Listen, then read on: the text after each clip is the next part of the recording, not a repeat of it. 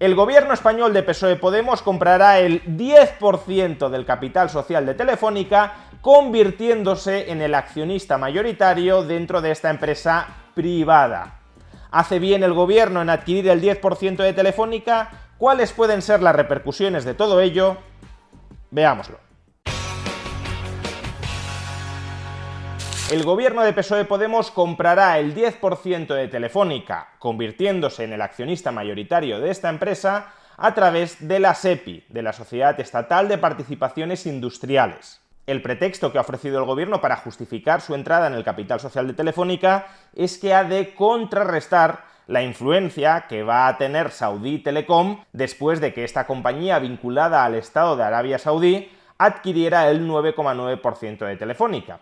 Sin embargo, al mismo tiempo que se desliza este argumento, también desde el gobierno adelantan que esta compra de acciones de Telefónica será únicamente el aperitivo de un progresivo rearme de la cartera de participaciones industriales del Estado español. Es decir, que en el futuro veremos nuevas entradas del Estado en el capital social de aquellas empresas que ellos arbitrariamente califiquen como empresas estratégicas. Y digo arbitrariamente porque, en potencia, toda empresa puede llegar a ser calificada como estratégica. Recordemos que en la pandemia se nos decía que la producción de mascarillas o de material médico era un sector estratégico. Es decir, que si con el argumento de que puede haber una pandemia y puede haber falta de mascarillas y de material médico se justifica la entrada del Estado en una compañía que fabrique estos productos, pues entonces potencialmente se puede justificar la entrada del Estado en cualquier sector de la economía. La producción de fertilizantes, la producción de tractores, la producción de neumáticos, la producción de cemento. Todo esto pueden ser, en determinados contextos, bajo determinadas contingencias, sectores estratégicos desde el punto de vista del gobierno, y por tanto, bajo ese argumento espurio, se justificaría la entrada del gobierno en el capital social de estas empresas y, por tanto, se justificaría que el gobierno ejerza un control sobre cada una de estas compañías. Y cuando digo el gobierno, me estoy refiriendo al gobierno, dado que hay algunos que están argumentando que no es el gobierno quien va a comprar el 10% de Telefónica, sino el Estado, y que por tanto todos nosotros, todos los españoles, vamos a ser copropietarios del 10% de Telefónica, que no es que se lo compre el gobierno a título de gobierno, sino el Estado como Estado. Pero este argumento, que es jurídicamente correcto, no lo es, desde luego, desde un punto de vista material, porque quien va a ejercer en la práctica como propietario del 10% de Telefónica va a ser el gobierno y no el conjunto de los españoles. El conjunto de los españoles no vamos a tener ni voz ni voto en la Junta de Accionistas de Telefónica. Quien va a tener voz y un voto muy significativo va a ser el gobierno después de que haya comprado a través del Estado y a través de nuestro dinero el 10% de Telefónica. ¿Y por qué es un problema que el gobierno, no solo este gobierno PSOE-Sumar, sino cualquier gobierno que pueda venir en el futuro, controle una empresa y además una empresa tan grande como Telefónica? Pues porque existe un conflicto de intereses clarísimo y gravísimo. El interés de todo político es mantenerse en el poder y ampliar su poder. El interés de los ciudadanos para con una empresa es que esa empresa les preste un buen servicio al menor precio posible. En términos generales, los accionistas de una empresa tienen un interés que está alineado con el de los consumidores. Si les proporcionan un mejor producto a un menor precio que la competencia, ganarán dinero, que eso es lo que quieren los accionistas. Pero el gobierno no tiene por qué tener en absoluto un interés alineado con el de los consumidores. Máxime cuando además ese gobierno también es el árbitro que marca las reglas de juego económicas dentro de un sector. Por ejemplo, imaginemos que el gobierno, por cualquier razón, considera que si Telefónica gana mucho dinero, eso le permite a este gobierno ampliar su poder y mantenerse en el poder. Por ejemplo, porque puede exhibir ante su electorado que ha hecho una magnífica inversión en Telefónica, o porque al repartir beneficios, Telefónica le proporciona más recursos al gobierno para que éste pueda gastarlos. Pues bien, si el interés instrumental del gobierno para perpetuarse en el poder es maximizar beneficios a través de Telefónica, el gobierno puede lograr ese objetivo, que de nuevo, repito, es un objetivo instrumental para su auténtico fin, que es perpetuarse y ampliar su poder. El gobierno puede alcanzar ese objetivo instrumental de maximizar beneficios o privilegiando regulatoriamente a Telefónica o privilegiando presupuestariamente a Telefónica. Restringimos regulatoriamente la competencia en favor de Telefónica, Telefónica puede explotar en mayor medida un poder de monopolio y ese mayor poder de monopolio le proporciona beneficios extraordinarios de los que participa con un 10% del capital social el gobierno.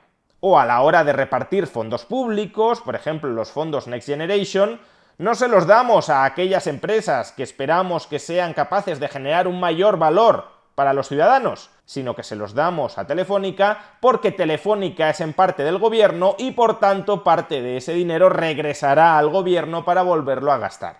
Es decir, que a diferencia de los accionistas de una empresa que quieren maximizar beneficios y la única forma de maximizar beneficios dentro de un mercado más o menos abierto y libre y sin capacidad de influir en las normas, en las regulaciones, en las leyes vigentes en ese mercado, la única forma que tienen los accionistas de maximizar sus beneficios es maximizar el bienestar que generan para los consumidores. No así en el caso del gobierno, que puede maximizar los beneficios de las empresas participadas a través del cambio de las regulaciones o a través de las transferencias presupuestarias, aun cuando todo ello redunde en perjuicio del consumidor.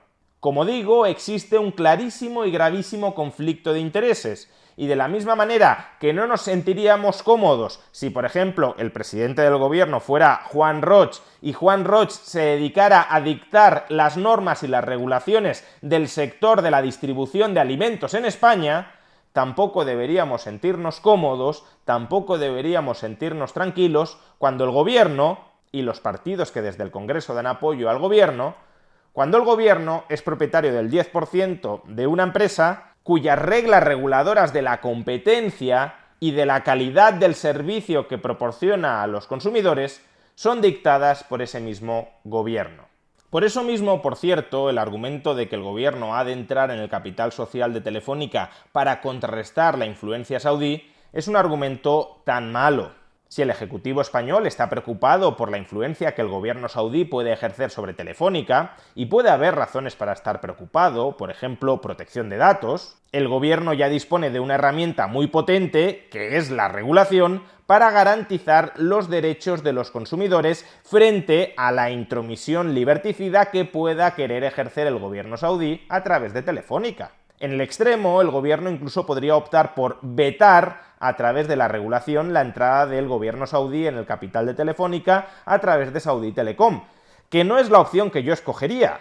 Si el gobierno saudí, como un inversor externo sin capacidad de dictar normas dentro de España, quiere adquirir una participación en Telefónica, que lo haga. Lo lamentaré por los contribuyentes saudíes, creeré que desde el punto de vista del contribuyente y del ciudadano saudí es un error, pero no lo prohibiría. Ahora bien, si el gobierno español está tan sumamente preocupado por la entrada de capital saudí en Telefónica como para tener que buscarse la excusa de que ahora él también tiene que adquirir el 10% de Telefónica para contrarrestar esa influencia, pues ¿por qué no veta la entrada del capital saudí? Pues porque el objetivo de esta adquisición del 10% de Telefónica por parte del gobierno no es, desde luego, contrarrestar en una empresa supuestamente estratégica ninguna influencia del capital saudí. ¿Y cuál es el objetivo último del gobierno entrando en el capital social de Telefónica o en el capital social de cualquier otra compañía?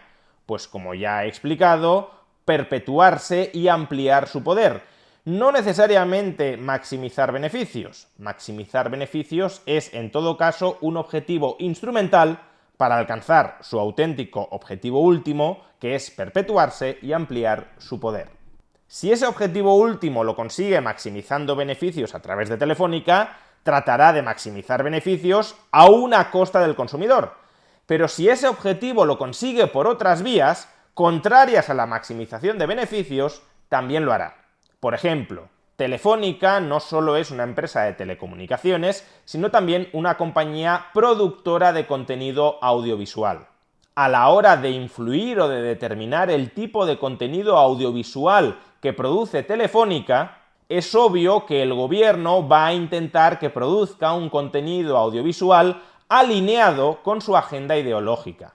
Es obvio que el gobierno va a intentar emplear el contenido audiovisual que produce Telefónica como una herramienta más de manipulación ciudadana para convertir a tantos españoles como les sea posible en rehenes electorales. De esta manera, el gobierno, este o los que vengan en el futuro, no solo va a tener ya a su disposición como herramientas propagandísticas los medios de comunicación públicos, como Radio Televisión Española, o la publicidad institucional como herramienta para comprar y para orientar la línea editorial de aquellos medios que se ven favorecidos por recibir publicidad institucional o que se ven castigados y amenazados con quitarles arbitrariamente esa publicidad institucional si no se portan bien.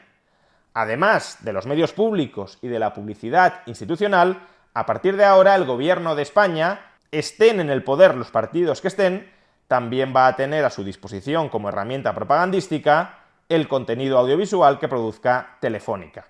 El objetivo del gobierno con ese contenido audiovisual va a ser maximizar la satisfacción, el bienestar de los consumidores de ese contenido audiovisual. Evidentemente no. El objetivo del gobierno siempre es perpetuarse y ampliar su poder, y para eso va a intentar colonizar con ese contenido audiovisual propagandístico a través de Telefónica la mente de los votantes.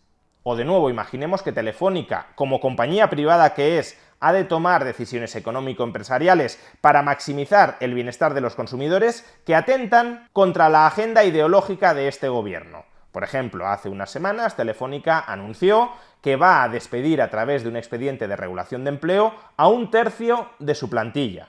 Ha de prescindir de 1/3 de su plantilla porque es incapaz de generar con ellos suficiente valor en un entorno global mucho más competitivo y mucho más digitalizado, donde los antiguos monopolios estatales de telecomunicaciones ya no necesitan una estructura tan sobredimensionada para prestar servicios como los que antes prestaban. Y ante situaciones como esta, la necesidad económico-empresarial de despedir a 1/3 de la plantilla porque no se sabe cómo rentabilizarlos, cómo generar valor a través de ellos, ante situaciones como esta, ¿qué va a hacer el gobierno? ¿Se va a enfrentar con todo el entramado paragubernamental que le está dando apoyo social e ideológico como puedan ser los sindicatos? Si los sindicatos le reclaman al gobierno que impida, que frene, que rebaje las cifras de este expediente de regulación de empleo o de otros que puedan venir en el futuro, dado que el gobierno es propietario del 10% del capital social de Telefónica, el gobierno va a ceder ante las peticiones de los sindicatos, peticiones antieconómicas, antiempresariales de los sindicatos,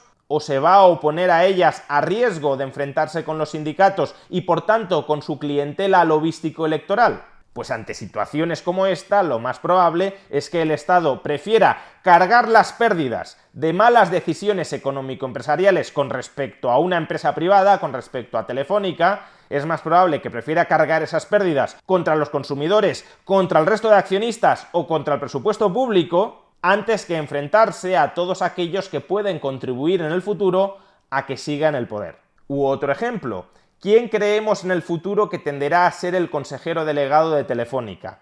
¿La persona que esté mejor preparada para ese cargo o en cambio la persona que sea más leal y más servil a los intereses del gobierno? Pues como es obvio, el gobierno tratará de colocar al frente de Telefónica a aquella persona que sea más servil a sus intereses, ya sea un miembro de su partido o alguien muy cercano a su partido, o aunque no coloque a nadie nuevo, el consejero delegado de Telefónica sabe que si no se subordina a la agenda y a los intereses del gobierno, este va a intentar quitarlo del puesto para colocar a otro que sea más bizcochable. Por tanto, y en definitiva, como sucede en el resto del sector público empresarial, vamos hacia una gestión más politizada de Telefónica. No solo se trata de que el dinero esté utilizando nuestro dinero para invertir en una empresa en la que nosotros no tenemos por qué querer invertir, porque si quisiéramos invertir podemos ir al mercado bursátil y comprar acciones de Telefónica. Si no lo hacemos es porque no queremos ser accionistas de Telefónica, porque lo consideramos una mala inversión. Y por tanto no tiene mucho sentido que si nosotros a título particular lo consideramos una mala inversión, el gobierno nos quite nuestro dinero y nos obligue a invertir en lo que juzgamos una mala inversión. Pero aún dejando este asunto crucial de lado, lo cierto es que el gobierno, como decía, está utilizando nuestro dinero para comprarse el 10% de una empresa y para, a través de esa participación significativa, asaltar el consejo de administración de la empresa y subordinarla a sus intereses y a su agenda política. El gobierno ha de ser un árbitro imparcial, no un jugador.